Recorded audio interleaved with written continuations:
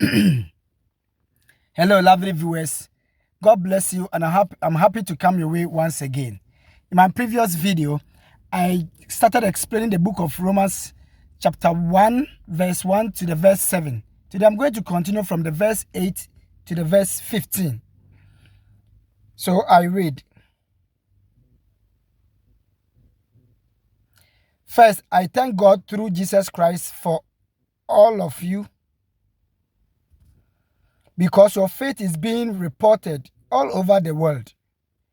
God, whom I serve in my spirit in preaching the gospel of his Son, is my witness how constantly I remember you in my prayers at all times, and I pray that now at last, by God's will, the way may be open for me to come to you.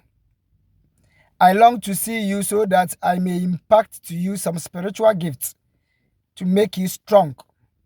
That is, that you and I may be mutually encouraged by each other's faith. Now, this is the verse 8 to the verse 12. I want to take it here and explain. So the verse 8, Paul is saying that he's giving thanks to God that their faith, that's the church of Romans, their faith has been proclaimed in all the world. Their faith has been heard everywhere. And he's saying that God is his witness, whom he serves, that every time in his prayers, he's praying that he might have the opportunity to visit them. So he's telling them that he longs to visit them. He wants to come to them. And he's still praying on that he might come and visit them. The verse 11, that Paul is saying that he longs to see them. He wants to see them, that when he comes to see them, he may impart some spiritual gifts to them. And that in the verse 12, he continues to say that when he imparts some spiritual gifts to them, both the church of Romans and him, Paul, they will be mutually encouraged by each other's faith. So he wants to have some impartation that he too can be encouraged by their faith. That is what Paul is saying from the chapter 1, from the verse 8 to the verse 12.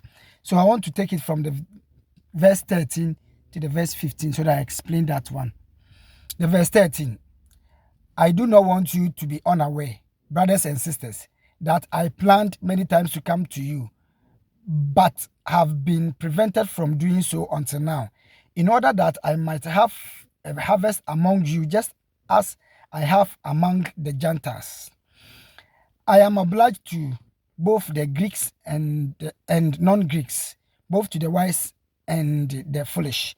That is why I am eager to preach the gospel also to you who are in Rome. For I am, this verse 14. Okay, so I've read from the 13 to the 15. So let me explain.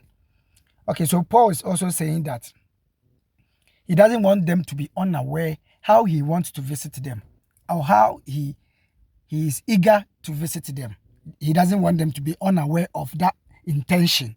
So he is doing all that he could to come to them, so that in order that he might have a harvest among them, just as he has had among the Gentiles, so that the good news will be also preached to the people in Rome, as he has done elsewhere among the Gentiles.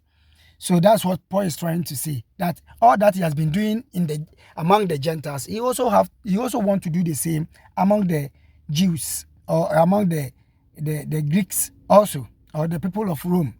Now he said that he's obliged to the Greeks and non-Greeks, to the wise and to the non-wise.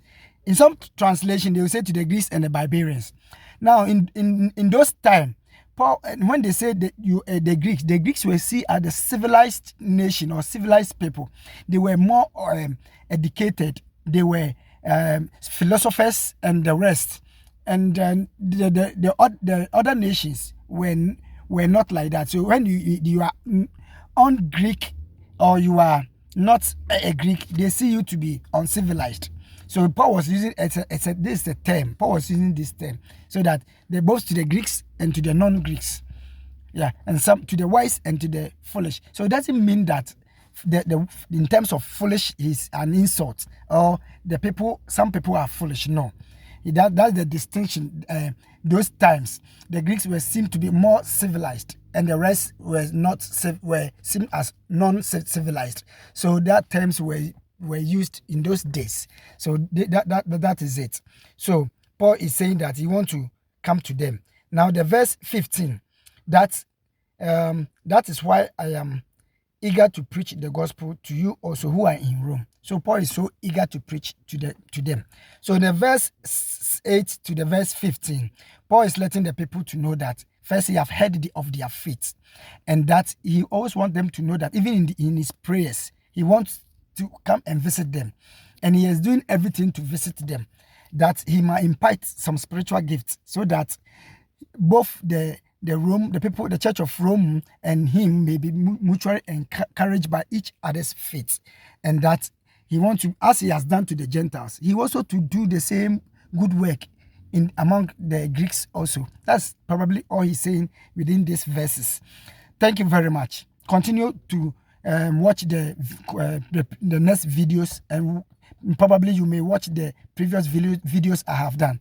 God bless you. I'll continue to end the verse 1 and we'll continue from there. Thank you very much.